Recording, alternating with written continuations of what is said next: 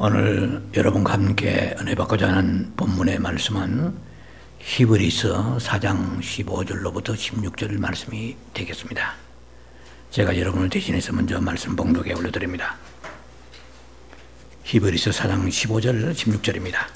우리에게 있는 대제사장은 우리의 연약함을 동정하지 못하실 리가 아니요 모든 일에 우리와 똑같이 시험을 받으신 이로되 죄는 없으시니라. 16절입니다. 그러므로 우리는 긍휼하심을 받고 때를 따라 돕는 은혜를 얻기 위하여 은혜의 보좌 앞에 담대히 나아갈 것이니라. 오늘 종료주일을 맞이해서 여러분과 함께 은혜 나누고자 하는 말씀의 제목은 주님의 한없는 체휼, 그리고 다른 의미로서는 동정이라는 뜻입니다. 주님의 한없는 체휼하심. 영어로 말하면 The Lord's Infinite Compassion 혹은 Sympathize라고 하면 되겠습니다. 잘 안 쓰는 용어인데 NIV에 있는 그대로는 Sympathize입니다. NIV에서 쓴 그 용어대로 말하자면은 Infinite Sympathize가 되겠습니다. 혹은 Empathize라고 해야 되겠죠. 예수님이 십자가에 죽으시기 위하여서 예루살렘으로 올라가실 때에 수많은 군중들이 그들이 손을 흔들면서 그리고 종려나무 가지를 꺾어서 예수님을 환호했습니다. 호산나 다윗의 자손이요. 호산나라는 것은 호시안나 뜻이죠. 호산나는 지금 우리를 구원하소서 이런 뜻이죠. 그래서 예수님을 환영했습니다. 그리고 어떤 무리들은 자기의 옷옷을 벗어서 낙이 타고 가시는 예수님 앞에 그 옷옷을 벗어서 질펀하게 깔았습니다. 그렇게 예수님이 환영받으시면서 예루살렘에 올라가신 목적을 그들은 몰랐기 때문에 그렇습니다. 예수님이 고난받으시고 십자가에 죽으시기에 올라가신 줄은 꿈에도 생각 못하고 우리의 그 현재적 정치적 메시아, 육신적 메시아로서 우리의 많은 이 난제들을 해결해 주실 그러한 메시아라고 생각하기 때문에 환영했습니다. 그러나 가야바의 제사장이나 아니면 빌라도의 총독의 뜰에서 재판을 받으시는 모습을 보고 사람들은 대실망을 했습니다. 군중들이 폭도로 변해가지고 바라바는 놓아주고 강도 바라바는 놓아주고 예수님은 이제 못 박으라 하고 했던 사건을 여러분 기억하실 것입니다. 한 주간 예수님이 예루살렘에 올라가셔서 가상칠은 십자가에 달리실 때는 가상칠은을 말씀하시고 한 주간에는 여러 가지 성전정화라든지 제자들 발을 씻기신다든지 아니면은 헤롯의 성을 보고 우신다든지 이러한 한 주간의 그 순환의 과정에 그 주간에 있었다는 것입니다. 오늘은 그때 예수님이 십자가에 죽으신 그 예수님의 그 말로 다 할 수 없는 그 사랑과 그 동정하심에 대해서 말씀을 여러분과 함께 나눌 것입니다. 자, 오늘 제가 제목을 체휼이라고 그랬습니다. 이 낱말은 흔히 세상에서 쓰지 않는 낱말입니다. 긍휼이라는 낱말은 들었습니다. 긍휼은 멀시풀이죠. 혹은 컴패션이라고 컴패션해도 됩니다. 그러나 이 NIV 영어 성경에서는 이것은 empathize라고 말합니다. 혹은 sympathize, S-Y-M 혹은 E-M 이렇게 나와요. empathize, sympathize.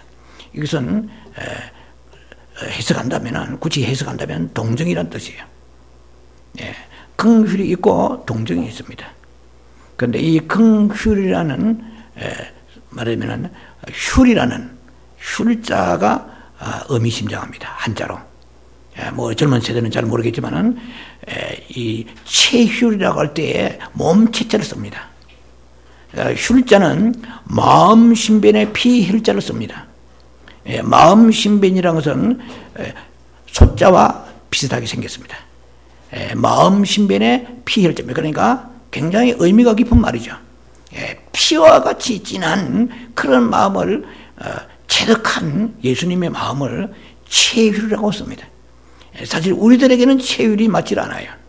예수님에게만 맞는 용어라고 봐집니다. 그러나 예수님의 그 동정하심은 너무나 높은 하이 레벨이라고 높은 수준입니다.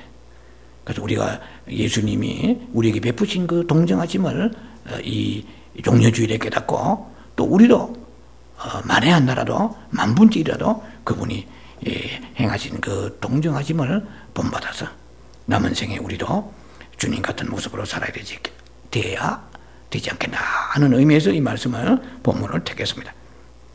그래서 사실은 헬라어의 의미 프로나운세이션이죠. 발음하고 영어하고 거의 비슷해요. 헬라어에도 심파테사에 되어 있어요. 심파테사에 되어 있는데 영어에는 심프다이저로 되어 있어요. 심프다이저 이렇게. 자, 이것은 체휼이라. 그걸 그대로 우리의 개역 성경은 번역해서 체휼이라고 적었습니다. 자, 이 뜻은 우리가 알 수 있습니다. 가엾이 여기다 이런 뜻이죠. 아주 불쌍히 여기다 이 말입니다. 처지를 이해해서 불쌍히 여기다. 혹은 감정을 공유하다. 지극한 동정하심 이런 뜻으로 해석할 수 있을 것입니다. 예수님은 이 세상에 계셨을 때에 그 자연인의 그 삶, 일반인의 삶 30년 사시고 공생의 3년을 사셨습니다. 이 세상에 예수님이 토랄 33년의 생애 가운데서 자연인으로 사실 때나 아니면 공생에 사실 때나 한결같이 예수님은 많은 사람들로부터 핍박도 받으시고 업신여김도 받으시고 차별도 받으시고 능멸을 받으셨습니다. 예수님이 이렇게 예수님의 그 한 생애는 그야말로 많은 아픔의 삶을 사신 것을 우리가 알 수 있습니다.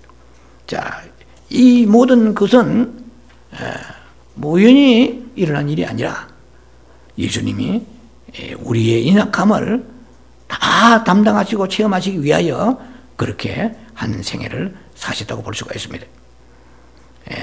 주님의 그 사랑하심의 그 인약함, 그러니까 바꿔 말하면 주님의 그 사랑하심은 사람의 그 연약함을 동정하시기 위하여 주님이 모든 것을 체험을 다 감당하셨습니다. 그러나 동정하셨지만은 한 가지 예외가 있습니다. 죄만큼은 동정하지 아니하십니다. 히브리서 4장 15절 보면은 그분은 죄는 없으신지라 이렇게 되어 있어요. 우리 번역이 그렇게 되어 있죠. 근데 원래 의미상 이 흐름상 보면은 죄는 제외하느니라 하고 번역이 돼야 흐름상 의미가 맞게 연결됩니다. 무슨 말이냐면 예수님은 죄는 없으신 것은 뭐 당연하죠. 그는 무죄하십니다. 그러나 이 본문의 흐름상 보면은 그는 죄는 없으시니라 라기보다도 죄는 죄하느니라. 그러니까 accept가 아니고 accept입니다. 두 개가 뭐 뜻이 비슷하지만 완전히 다르죠. 발음은 비슷한 뜻이 완전히 다르다는 것입니다. accept, 제외한다는 것이죠. accept는 수용하다는 것이 있잖아요. 그러니까 죄는 accept 한다는 것입니다. 무슨 말이냐면 예수님은 모든 것을 다 불쌍히 여기시고 동정하십니다. 그러나 죄만큼은 제외하십니다. 죄의 삭은 사망이잖아요. 로마 6장 23절에. 근데 그 죄를 예수님이 불쌍히 여기시고 동정하시면 아무도 지옥 가지 않죠. 죄의 삭은 사망이라 그래요. 하나님의 은사는 그리스도 예수 안에 있는 영생이라고 그랬습니다. 로마 6장 23절에. 그러니까 죄인은 죄 지은 것을 회개하면 용서해 주시지만은 그 죄 자체는 주님이 절대로 용납지 아니하십니다. 우리 죄 때문에 지옥 가잖아요. 그런데 우리가 지옥 안 가는 이유는 한 가지입니다. 예수를 믿고 회개하죠. 크게 두 가지잖아요. 죄입니다. 하나는 영적인 죄, 소위 신앙적인 죄죠. 그래서 아담의 지은 죄, 불신앙의 죄고, 또 우리가 살아가며 짓는 많은 죄, 이것은 자범죄라고 말하죠. 자, 그래서 예수님은 모든 시험을 다 통과하신 것입니다. 그러나 단 한 가지, 죄 때문에 죄 자체의 동정을 위하여 예수님이 시험당하신 것은 아니라는 것입니다. 죄인들의 연약함을 위해서는 시험당하셨지만 죄 자체를 위하여 예수님이 시험당하신 것은 아니란 말이죠. 자, 그러나 예수님은 사람의 육신의 연약함을 체휼하십니다. 육신의 연약함이라는 것은 우리 사실은 보면은 혼적 부분의 연약함을 말합니다. 우리는 개념상으로 보면은 혼과 그 육은 완전히 판이하게 다르죠. 그러나 에베소 2장 3절에 보면은 우리가 본질상 진노의 자녀라고 말합니다. 왜 진노의 자녀냐?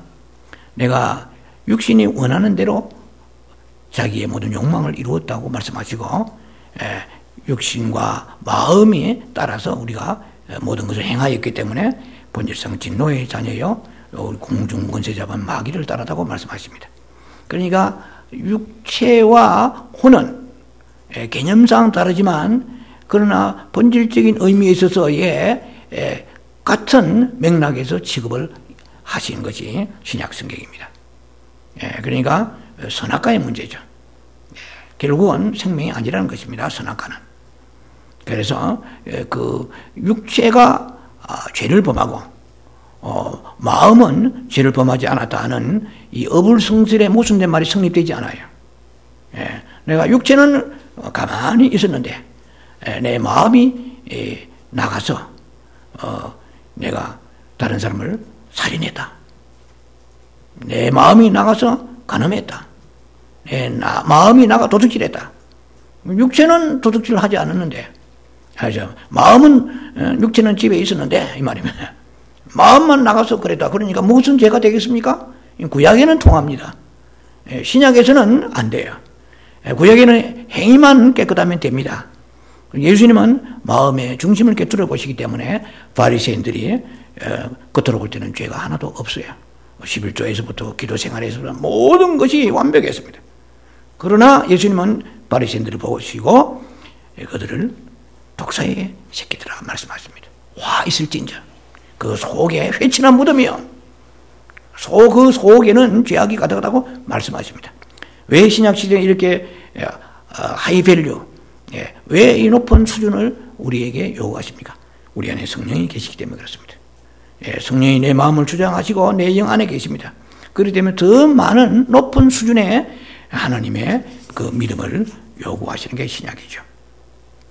어찌하든 간에 우리의 그 육체와 마음을 같이 취급하신다는 걸 알 수 있습니다. 육체의 연약함이라는 것은 뭐 피곤하고 병들 수도 있고 그렇잖아요. 그것만이 예수님이 우리를 동정하시는 대상이 아니고 우리의 마음 자체도 우리를 불쌍히 여기신다는 것입니다. 자, 이 두 가지가 다 함께 포함되는 것입니다.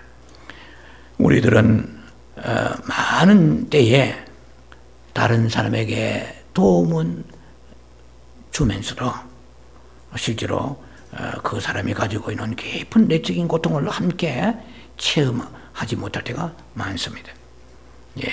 물질적으로 도움도 줄 수 있고, 그 다음에 병든 사람에게 뭐 약도 지어서 갖다 줄 수도 있고, 음식을 공급할 수도 있습니다. 그러나 그들이 가지고 있는 그런 그 정작, 그 깊이 느끼는 그 고통은 함께 우리가 공유하기가 쉽지 않다는 것입니다. 어느 면에 볼 때는 겉으로는 은혜가 있어요. 그러나 속으로는 동정이 없을 때가 많습니다. 그러니까 다른 사람을 도와준다고 해서 다 동정이 있는 거 아니에요. 예, 이것이 인간의 도리이기 때문에 그렇게 할 수도 있어요. 이것이 옳기 때문에, 예, 이것이 윤리적으로 타당하기 때문에 그렇게 해서 선한 일을 할 수도 있다는 것입니다. 그러나 도와준다고 해서 다 이것이 깊은 컴패션이나 아니면 이게 나와 있는 체휼과 같은 마음을 가지고 있는 건 아니라는 것이죠.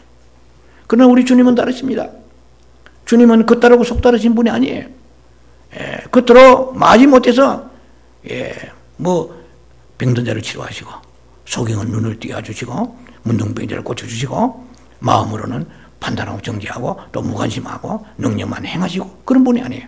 주님이 능력이 나가실 때는 마음도 함께 나가십니다. 그러나 우리는 그렇게 되지 못할 때가 많습니다.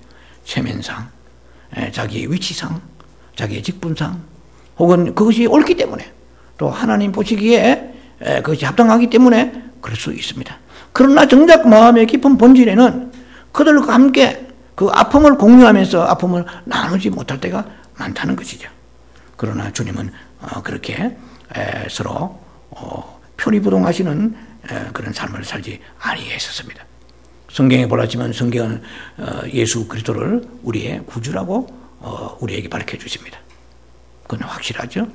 그러나 또한 예수님의 또한 청매는 우리의 친구라고 말씀하세요.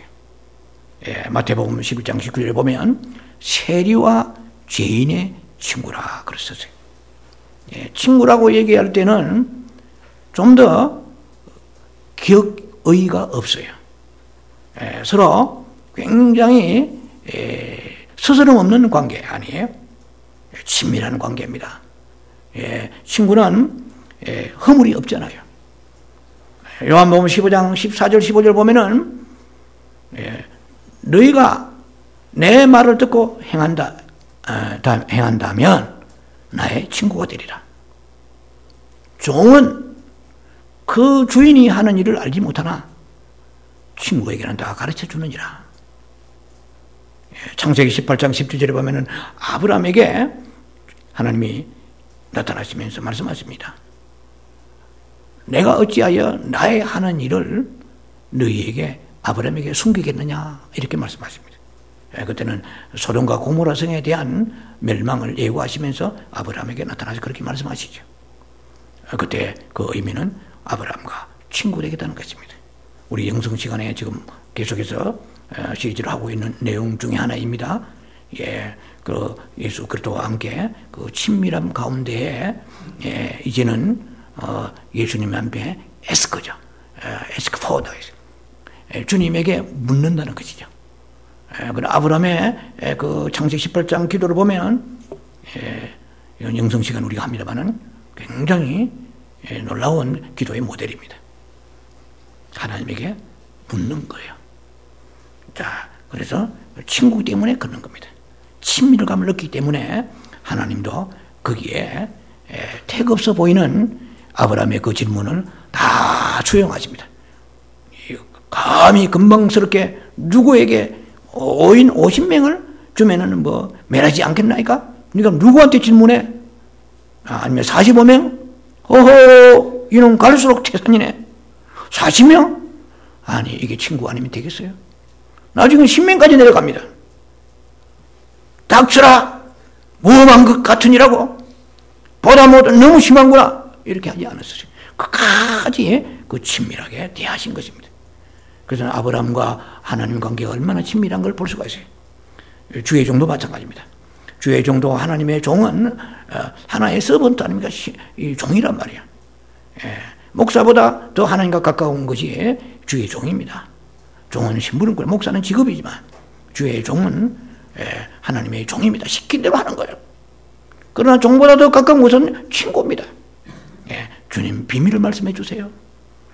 천국의 비밀을 말씀해 주세요. 그러니까 건방스럽게 네가 어떻게 목사가 그렇게 하시지 않으세요.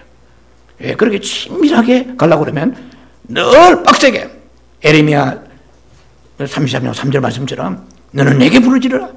그러면 크고 비벼서 알려주리라. 계속 부르주시면 농담 같지만은 얘야 나 기먹지 않았다.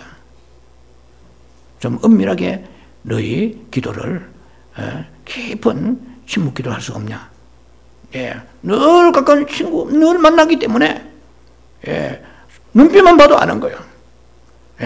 느낌을 봐도 아는 거예요. 아, 주님이 이거 기뻐하시는구나. 야, 주님 나타나시구나 하는데 나타나시도 알지 못하고 꼭 더듬어 봐야 되고 만져봐야 되고 영이시니까 만질 수도 없잖아요. 그렇게 우리가 거리감을 두고 신앙생활을 하는 것은 예수 그리스도 나의 친밀함이 없다는 것입니다. 그래서 친밀함이 있는 사람은 지금 친밀한 식구들은 그렇지 않아요. 남편이 퇴근하고 돌아오는데 배를 띵동 눌리고 누구세요 하니까 여보 나야 하는데 나가 누구요 이렇게 하지는 않잖아요. 목소리만 들으면 알잖아요. 그리고 딱 얼굴 보면 오늘 기분이 안 좋은 일이 회사에 무슨 일이 있었어요. 눈빛만 봐도 알고 얼굴빛만 봐도 아는 거죠. 왜? 인터머시 친밀하기 때문에 그런 거예요. 주님과 우리의 관계는 구세주의 관계이면 틀림이 없습니다. 그러나 우리는 주님과 너무 이격되어서 너무 동떨어져 지금까지 살아왔다 하는 생각을 우리가 이 말씀을 들으면서 여러분들이 아마 깨닫게 될 것입니다. 주님이 나의 고통과 나의 슬픔, 나의 아픔 이것은 오직 나만의 것이야. 이 세상에 아무도 모른다. 그래서 많은 기독교 신자들도 우울증에 걸려 있습니다. 이것은 성경에서 주님이 우리에게 원하시는 그 마음이 아니에요. 우울증은 결국 사탄이 주는 거지만은 그것은 왜 어려웁니까? 왜 우울증 와요? 이것은 아무도 모른다. 하나님도 모르시고 하나님이 아시면 왜 이게 문제를 해결해 주시지 않을까? 내 가족은 말할 것도 없고 이 인간들이 내 아픔을 누가 알겠냐? 그러니까 홀로 로봇 완전히 그 외로운 외딴 섬에 있는 고도에 있는 사무엘 백개토의 고도가 있는 것 같이 고도를 기다리는 것 같이 고도 속에 둥둥 떠가기 때문에 그 어둠의 영이 사탄의 우울증을 갖다 준단 말입니다.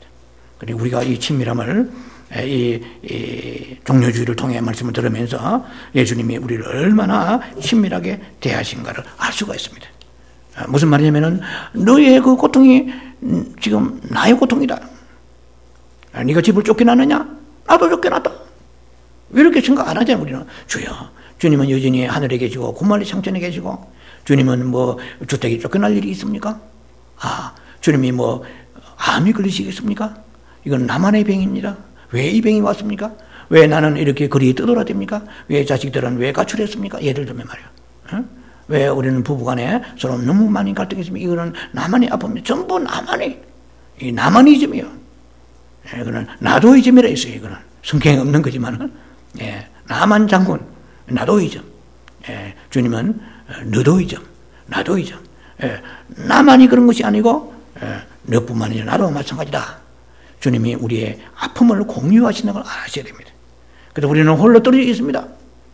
그러니까 사단이 우리에게 접근해가지고 너의 기도를 하나님이 안 들으시기 때문에 지금 너는 무주공산에 있는 것 같이 이렇게 외롭게 섬처럼 떠 있다.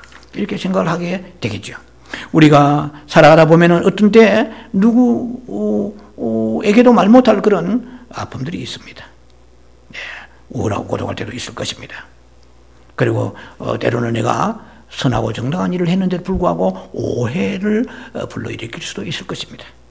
오해가 오해를 낳고 그래서 그것이 비방이 되고 또 많은 사람들한테 이렇게 이제 그것이 입으로 건너서 그 일이 확장되기도 하고 이러한 억울한 일을 크리스천이라고 예외가 될 수 있는 건 아닐 것입니다. 그러나 그때 우리를 주님은 치유하시기 위해서 모든 고통을 다 겪으셨잖아요. 주님이 아니 말로 왜 동정의 말에게 태어나시? 물론 그것은 미가서나 이사야서에 예언된 대로 그렇게 하셨지만은 예수님이 꼭 어린 나이로 동정이 너에게 태어나지 아니하시고 하늘에서 장성한 분량으로 어덜터 되어서 내려오실 수 있습니다. 그럼 왜 예수님이 그렇게 오셨습니까? 누가 말하겠어요? I am who I am. 나는 스스로 있는 자다. 예수님이 동정녀 마리아에게 태어나신데 누가 예수 믿는 사람이 감히 왜 동정녀 마리아 꼭 어린 나이 피덩으로 태어나십니까? 시비 거는 사람이 없잖아요. 하나님이 하신 일을 누가 시비 걸겠습니까? 그래서 동정녀 마리아 태어나시고 또 거기에서 유아기를 거치고 유년기를 거치고 청년 예수 때 십자가에 죽으셨잖아요. 그래서 예수님은 다른 사람 어린 우리가 똑같이 피조물이 자랄 때의 그 과정을 다 깨끗인 것입니다. 예수님도 젖을 먹고 자라셨고 예수님은 기저귀를 찾으셨을 것이고 요새 말로 말하면 예수님도 사람들 손에서 양육받고 이 사람들에게 아 귀엽다 뭐 참 총명하게 생겼구나 이런 것도 받으셨을 것이고 또 뿐만 아니라 자라면서 목수기 때문에 카펜터 목수기 때문에 천한 직업이잖아요. 그러면서 막 망치를 때리면 그 뭐 때로는 집 짓는 목수로서 혹은 뭐 가구가 필요한 생활용품 만드시면서 얼마나 많이 손이 상하셨겠어요. 톱질하다가 혹은 망치질하다가 대패질하다가 손이 어그러졌을 거예요. 저는 제가 금식 기도하면서 20일 옛날에 금식 기도하면서 그 환상을 봤습니다. 예수님이 손이 어그러져 계시는데 그 사이사이로 환상이죠. 물론 보여주시는 게 말할 수 없이 그 손이 망가진 거예요. 십자가에 달리실 때만 못 박히기만 생각하지만 예수님의 그 공생에 있기 전에 자연인의 그 과정의 삶 속에서도 예수님은 너무나 투박한 손을 가지고 계셨어요. 예수님은 치료하시는 손이지만 우리가 생각할 때 아주 곱디 고운 그러한 하얀 피부에 손만이 아니시고 찢어지고 깨어지고 터진 것을 보여주신 거예요. 나도 너와 똑같은 인생을 살면서 낮아지고 스름도 당하고 배척도 당하고 무시도 당했느니라. 나를 자꾸 신적인 예수님만 생각하기 때문에 너희가 때로는 은혜가 없을 때가 있는 거예요. 예수님의 그 삶은 완전히 그 신적인 삶만 사신 것이 아니고 공생애적인 그 삶을 사시면서도 예수님은 신성과 인성이 아주 절묘하게 어우러진 삶을 사셨습니다. 바다 위를 걸어갈 때는 신성이 나타나셨습니다. 고물에 주무실 때는 피곤하신 인성이 나타나셨습니다. 그리고 십자가 위에서도 목마르다 완전한 인성이십니다. 예수는 그 미리싹을 비벼라 내가 배가 고프다. 완전히 인성의 예수님이십니다. 인성과 신성에 절묘하게 어우러져서 완전한 하나님 100% 하나님 100% 인생으로 모습을 예수님은 사신 것을 우리에게 보여주신 거예요. 공생의 기간 동안에도. 그래서 우리는 예수님 십자가에 달리신 모습을 볼 때 인성 예수님을 접근해야 됩니다. I am thirsty 내가 목마르다. 여호와여 어찌 나를 부르시나이까. 전능하신 하나님이 십자가에 달리시면서 왜 하나님 아버지에게 나를 부르시나이까 하겠어요? 완전히 인성 예수님으로서 내가 목마르다 그러시면서도 예수님은 그 해융에 그 포도주를 적셔가지고 입에 갖다 대었을 때도 예수님이 썰겠다는 포도주를 마다하셨습니다. 왜냐하면 아버지가 주신 모든 고난의 잔을 내가 다 달게 받고 또 하나는 이 인생의 모든 질고의 아픔을 내가 역과 없이 다 내가 수용해서 하나도 거부하지 아니하시고 석기밤에 뛰어 넘어가면서 이렇게 예수님이 십자가에 달리신 게 아니라는 것입니다. 무슨 말이냐면은 예수님은 우리의 구주 되시면서 우리의 가까운 친구 되시기 위해서 우리가 당했던 이 세상의 한 생에 천국 갈 때까지 당하는 모든 아픔들, 남한테 말 못할 아픔도 있고 또 우리가 은은할 아픔도 있지만은 수 없는 고통 속에 살아갈 때에 그때 주님은 우리에게 위로가 되시고 격려가 되시고 용기가 되시고 나도 당했다. 나는 똑같은 아픔을 당했다. 나도 가난한 목수로서 부잣집 사람들한테 때로는 돌팔매질도 당했고 때로는 그들에게 업신여김을 당했고 차별도 당했다. 침뱉음도 당하고 내가 십자가에 못 박일 전에 침뱉음만 당한 것이 아니라 너는 나의 생애는 너희와 같이 가장 물처럼 쏟아져서 낮은 곳에서 내가 살았는지라. 뭐 그리 어렵다고 하느냐. 그래서 예수님은 이제는 채찍을 맞으시면서 마태복음 8장 17절에 보면은 모든 병을 짊어지고 가시다고 그래요. 이사야 53장 5절에 보면은 예수님은 그가 우리 때문에 질고 지시고 그리고 우리 때문에 채찍을 맞으시지 않습니까? 그가 찔리면 우리의 죄악을 허물 인함이고 허물 때문이고 그가 상하면 우리의 죄악이라. 그가 징계를 받음으로 우리가 평안을 얻었고 채찍을 맞으면 나음을 입었다. 그러니까 여한 없이 주님은 모든 것을 다 체휼하신 것입니다. 피같이 그야말로 마음 신변의 피혈자 체휼하십니다. 예수님은 모든 것을 직접 다 체험하셨기 때문에 우리의 생애 속에 살아가는 어떠한 고통이라도 이해할 수 없는, 나는 그걸 체험을 못했는데 그런 것이 있었나? 예수님은 암이 안 걸리셨잖아요. 암보다 더 무서운 고통이 있겠습니까? 너희가 암이, 사기, 어떠한 고통이 있다 할지라도 십자가에 나의 그 고통하고 바꿀 수 없느니라. 십자가에 나의 고통은 세 가지 고통이었다. 하나님 아버지로부터 버림받은 고통, 영적인 고통이요. 정신적 고통으로 나의 사랑하는 내 생애의 모든 것을 다 쏟아부어 준 그 나의 유대의 백성들과 나의 그 동력자들과 수많은 나를 따르는 사람들이 나를 비신해줄 때 그 정신적인, 오늘날 말하면 하나의 공황이죠. 정신적인 황무함, 말할 수 없는 정신의 고통을 당하고, 육체에 찢은 그 고통은 여러분 잘 아시잖아요. 예수님이 시편 같은 데 보면 22편이나 보면 나와 있습니다. 예수님이 얼마나 그 목마르시고 고통이 심했는지 이 아래턱 위에다 이틀에 붙어버렸어요. 바싹 붙어버렸습니다. 완전히 다 들어가서 한 방울 남김없이 피를 다 쏟으시고 고통받으시는데, 이 세상의 암의 고통이 물론 굉장합니다. 얼마나 힘들겠어요. 그러나 십자가의 예수님의 고통에 비견할 수가 없습니다. 예수님이 당하지 아니하시는 고통이 하나도 없다는 것입니다. 그래서 그분이 오늘 우리의 구원받은 그날까지 이 땅에 산 우리에게 위로가 되시고 용기가 되시고 격려가 되시고 힘이 되시기 위하여서 우리에게 찾아오시는데, 우리는 늘 주님을 나도 모르게 일부러 그런 건 아니지만 배척해 버립니다. 주여, 주님은 제가 이게 소위 말하면은 내가 집에 쫓겨나가지고 이빅션을 당했습니다. 예를 들면 경매죠. 내가 지금 한 달 안에 집을 구해야 됩니다. 그럼 크레딧도 나쁘고 내가 어떻게 가야 됩니까? 꼼짝없이 식소를 데리고 내가 홈리스가 되어야 됩니다. 주님은 이런 고통을 모르시죠? 주님이 최초의 홈리스가 주님이십니다. 주님은 새도 머리를 둘 곳이 있고, 머리도, 여우도 머리 둘 곳이 있고, 새도 깃들일 곳이 있지만 나는 잘 곳이 없다고 말씀하십니다. 우리의 모든 것을 채울하지 아니하신 것이 없습니다.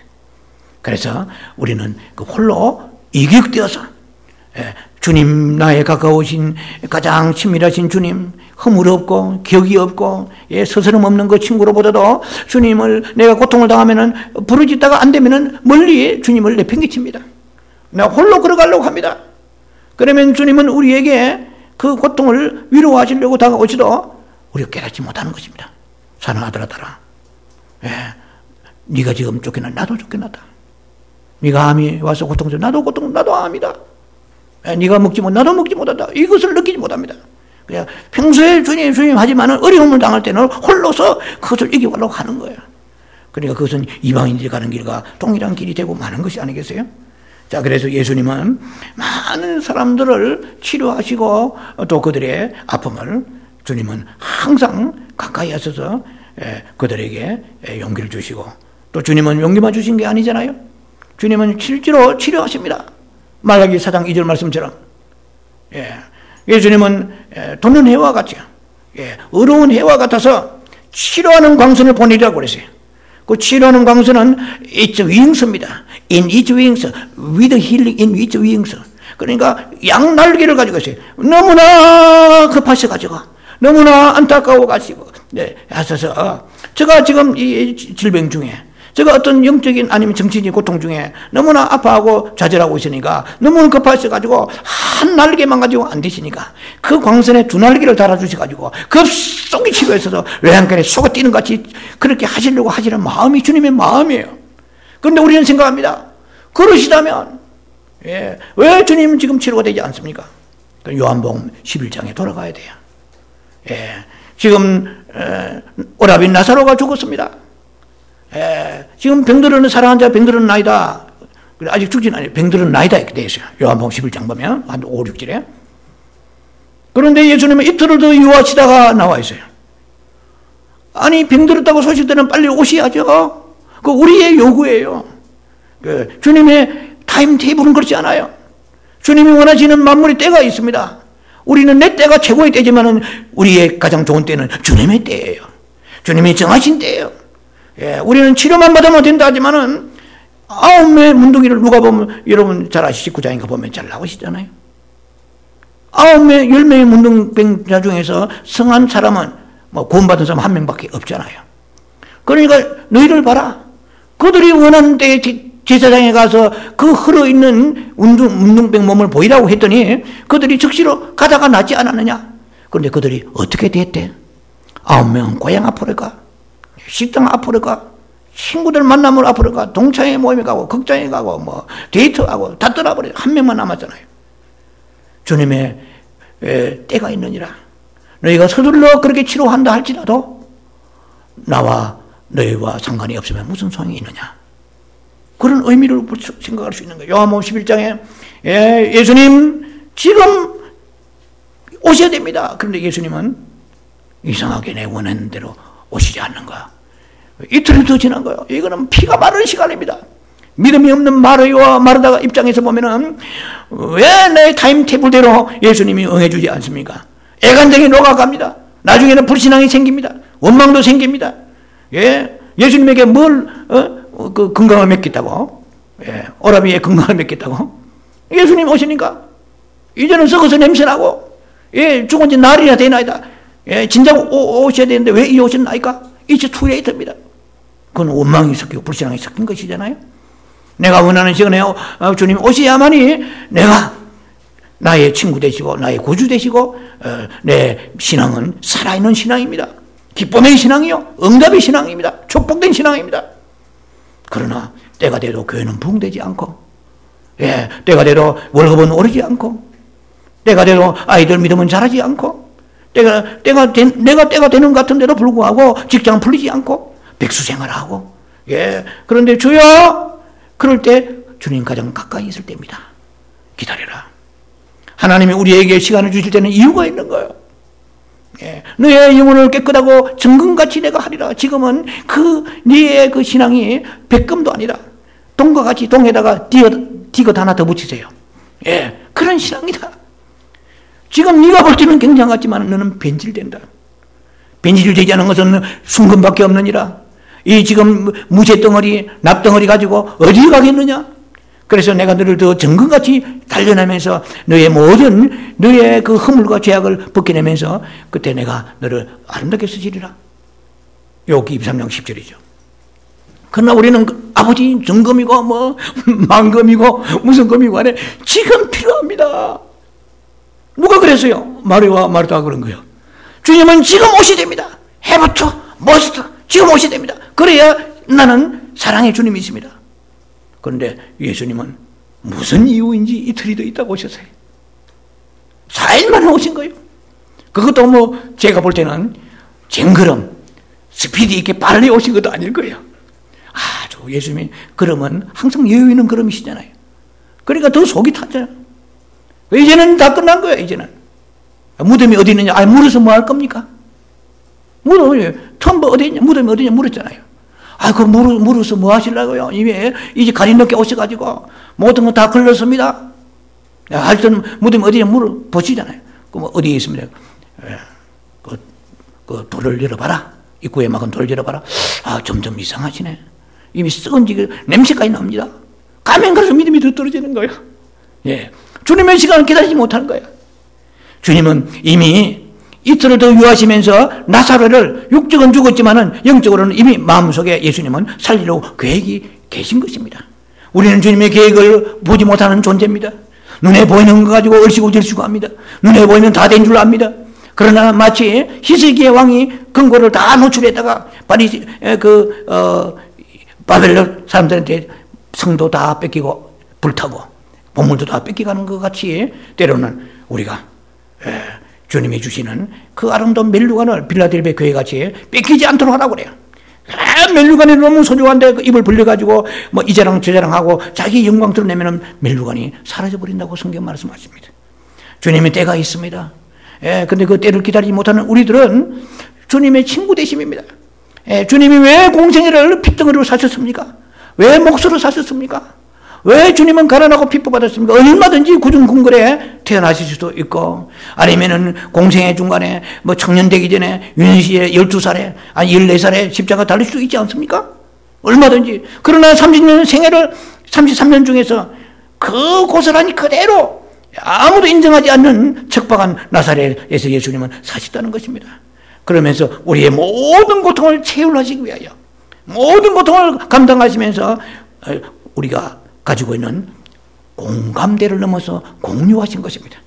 공유란 것은 뭡니까? 공감한다 그러면 내도 그렇게 느낀다는 정도가 아니고, 예수님은 치료의 양날개를 보여주시듯이 실제로 예수님은 대책을 세워주시는 분이에요. 우리는 발만 동동 굴립니다. 그러나 예수님은 그 마음에 말로도 할 수 없는 그 사랑과 동정하심 더불어서 예수님은 계획이 계시는 분이세요. 내가 맨날 며칠에 너희 집에 가리라. 그러나 너희는 지금 방방 뛰리라. 다 너희 신앙이 없는 연구 아니냐?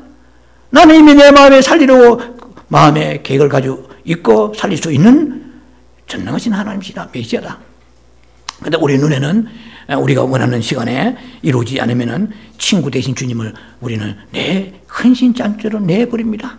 그렇게 주님 앞에 나와서 주님 사랑합니다, 믿습니다, 할렐루야 하다가 내가 원하는 시간에 이루어지지 않을 때는 우리는 낙심하고 좌절하게 됩니다.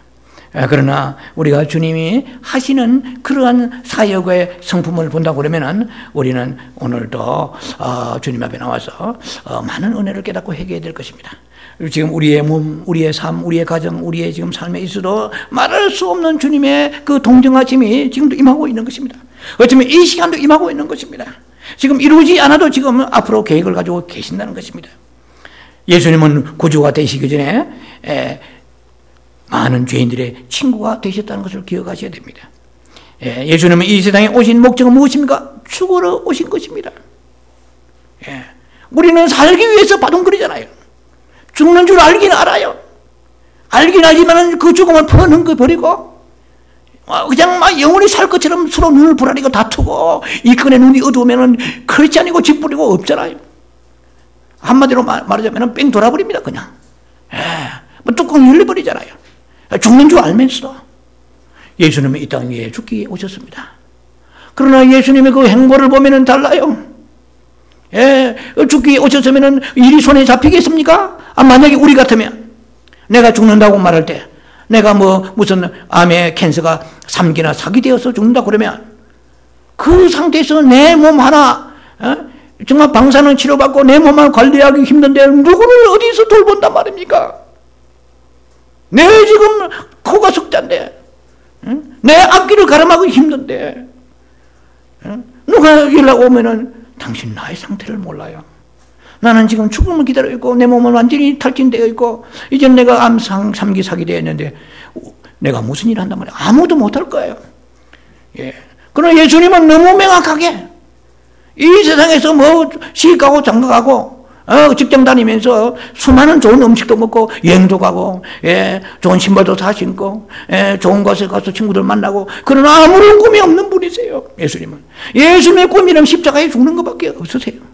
오직 죽음을 위해서 예수님이 이 땅에 오신 것입니다. 그런데 불구하고 예수님은 그 죽음을 앞두고도 그 죽음을 확대시켜가지고 나는 죽는다, 나는 이 땅에 와가지고 아무런 소망이 없는 사람이야, 오직 시간만 되면 죽음을 묵상하시고 그 죽음의 큰 굴레에 묶여서 짓눌러가지고 아무것도 하시지 못하고, 예수님 소문 듣기에 예수님은 병자를 치료하신다는데 가라 이스큐리미,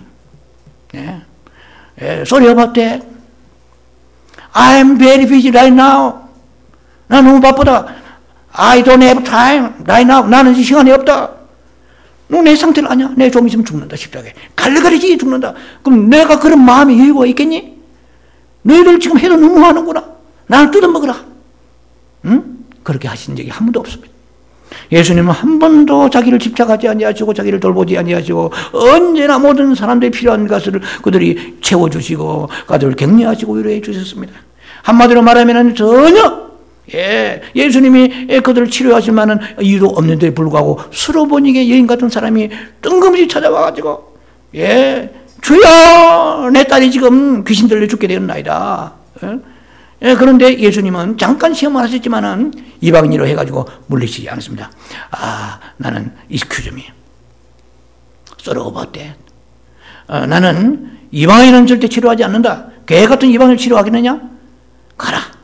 영원히 보따리 살아가라 하시지 않고 잠깐 시험하시고 난 이후에 그래도 좋나이다. 이 믿음을 받아내기를 원하십니다. 그래도 좋나이다. 상에 떨어진 부슬기라 좋나이다.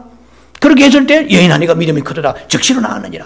예수님의 목적은 쫓아내기의 목적도 아니고 거절하기의 목적도 아닙니다. 결국은 믿음을 키워가지고 그 사람은 하나님의 사람 만들었어요. 그 사람이 영원한 천국의 사람 만들었어요. 그 사람을 치료하시기자 하는 목적이 있어서 잠깐 동안에 딜레이 하신 적은 있지만은 예수는 나 너무 바쁘고 피곤하고 나가 좀 너무 갱무에 시달린다. 나도 좀 쉬어야 되지 않겠니?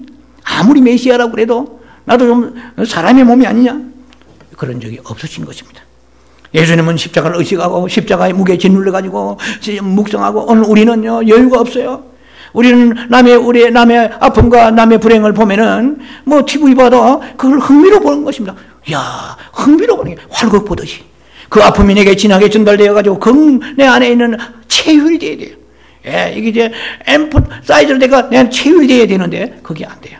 그저 강건한 등불이잖아요. 조금 마음이 움직일 수는 있겠지만은 그러나 예수님이 가지고 계신 그 마음과는 너무 다르다는 것입니다. 예, 그리고 예수님 앞에서는 그 예수님이 지시될 처절하고 그 말로도 알 수 없는 그 아픔의 십자가 그것은 예수님이 너무나 잘 아십니다. 그 당시 유대 사회도 알고 로마 사람들은 다 십자가의 형이 얼마나 잔인하고 처절한가를 알고 있고 예수님은 또 가뜩이나 예수님은 전능하신 하나님이요 전지전능하신 메시아 아닙니까? 그러니까 십자가의 고통이 얼마나 처절한 걸 알고 계신데 불구하고 거기에 짓눌려가지고 나는 기력이 없다. 아무 소망이 없다. 귀찮다. 내가 아마 죽어야 되는데 뭘 봐서 요구하냐 하신 적이 없다는 것입니다. 우리는 자기 일에 몰두하게 되면은 옆에 놓아가지고 선생님, 집사님 누가 해도 뭐라고 하셨어요? 지금 죽어가고 있으면 힘듭니다. 그래요? 그러면 금식하고 기도하세요. 이 정도지.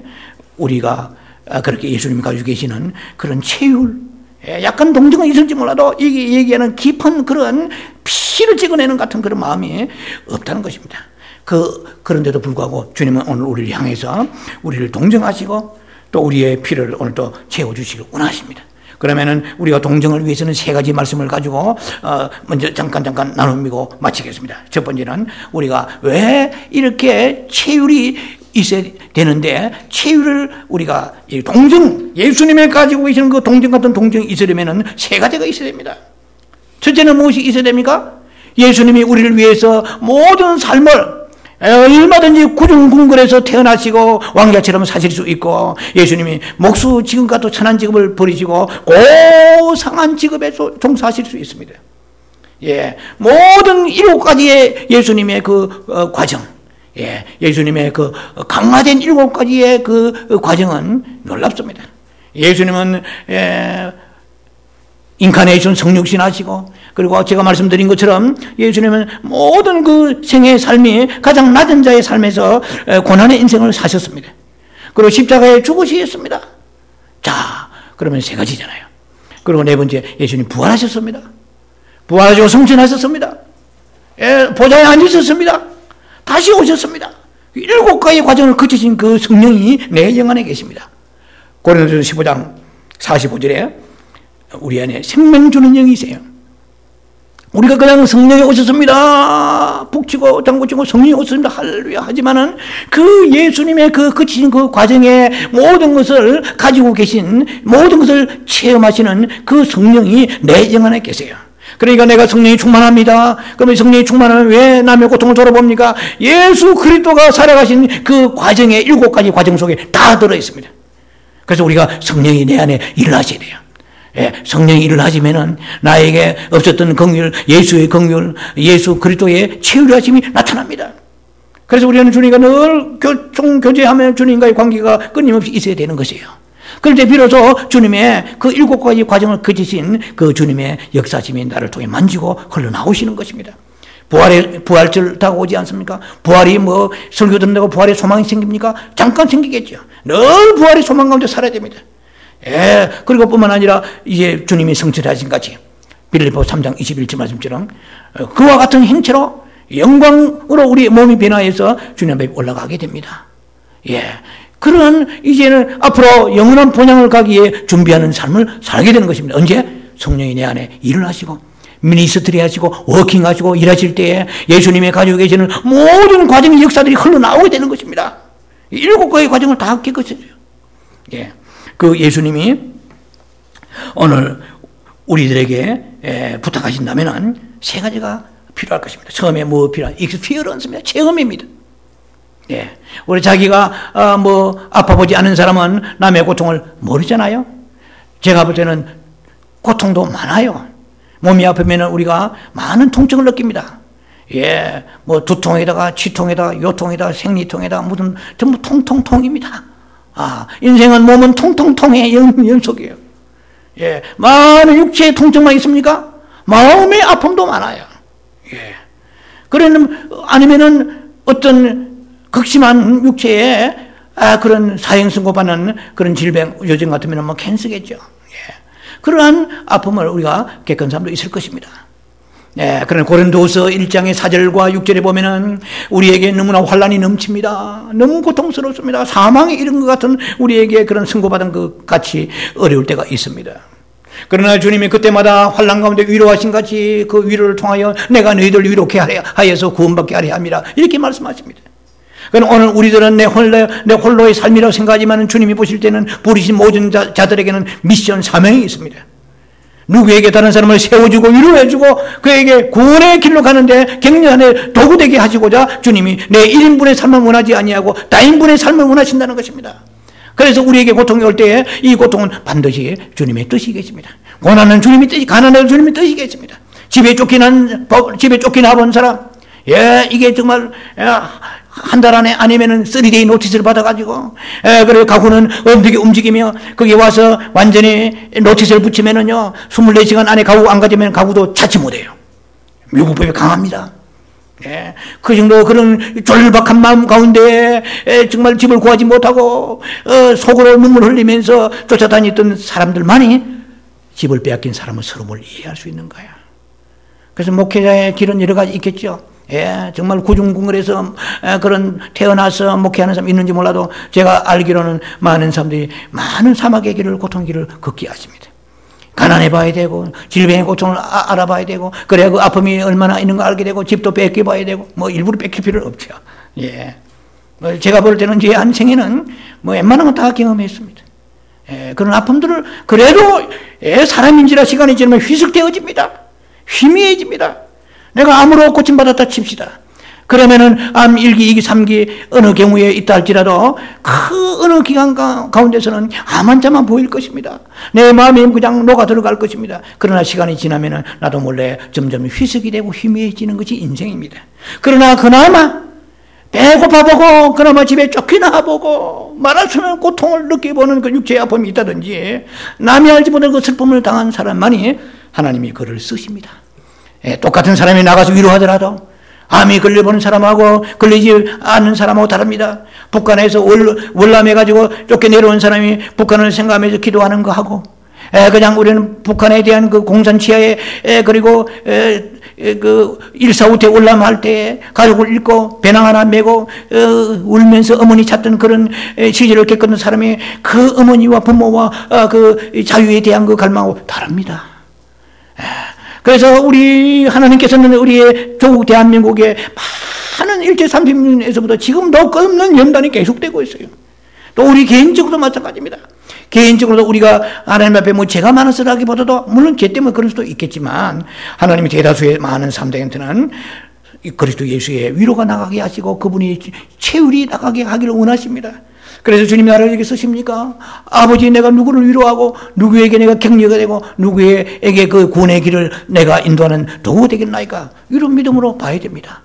그런 각오를 가지고 아름다운 도구로 쓰임받으면 별과 같이 아름답게 빛날 것입니다. 주님의 영광의 나라가 충만하게 임할 것입니다. 그래서 우리는 체험이 있어야 됩니다. 예.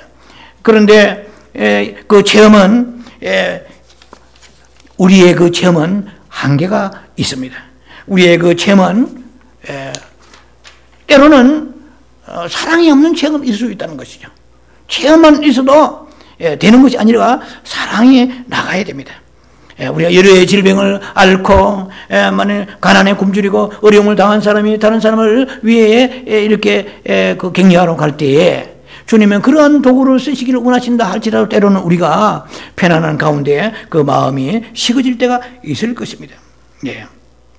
우리가 체험이 있을지라도 사랑이 없으면 안 됩니다. 예수님은 체험만 가지신 게 아니고 사랑도 가지신 것입니다. 예, 동정도 가지신 것입니다.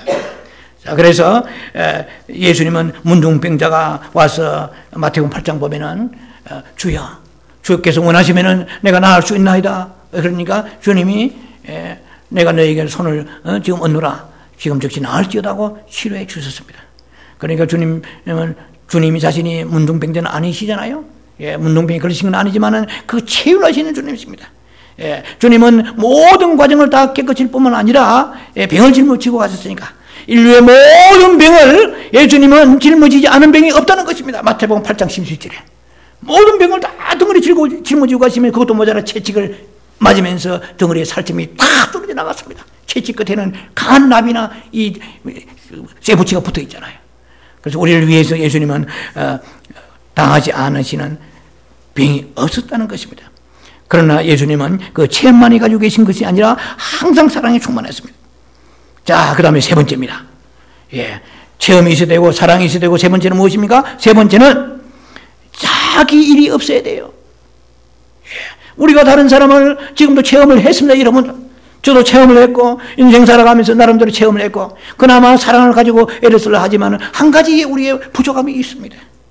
예, 예수님은 세 번째로 뭐가 우리에게 어필되느냐 하면은 자기 일이 없으세요. 예, 예수님은 자기를 돌보지 아니하신 것입니다. 너무 돌보지 아니하신 거예요.